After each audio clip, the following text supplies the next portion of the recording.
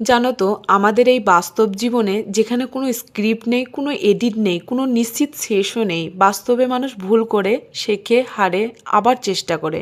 এখানে সুখ চুপচাপ আসে আর দুঃখ অনেক সময় শব্দ না করেই বসে যায়। আর উপন্যাসটা হলো বাস্তব জীবনের অনুভূতির ভাষা, যেখানে জীবন যেমনটা ঠিক তেমন নয়, বরং যেমনটা হতে পারতো বা যেমনটা আমরা ভিতরে ভিতরে অনুভব করি। এই কথাটা জানো তো, আমার এক বন্ধুর কাছ থেকে আমি শুনেছি, যেটা শুনে আমি খুবই আপ্লুত হয়েছি। আর কথাটার মধ্যে অনেক ভিত্তি আছে। আর সত্যি বাস্তবতাটা হলো এটাই।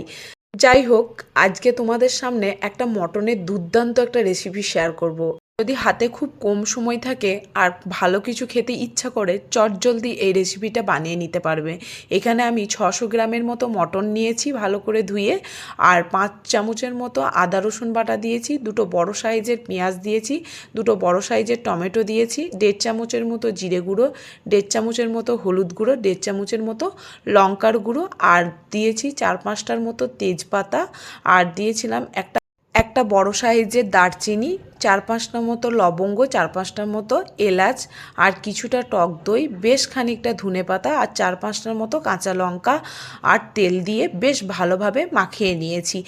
তবে মাখানোর সময় যদি মনে হয় আরেকটু তেল লাগবে, তবে দিয়ে দিও। কেন বলো তো, এরপরে তো আর আমরা তেল দেবো না, আমাদেরও একটু কম লেগেছিল, তাই আর একটু তেল দিয়ে ভালোভাবে মাখিয়ে নিয়েছিলাম। আর উপর থেকে কিছুটা শুকনো লঙ্কা দিয়ে দিয়েছিলাম।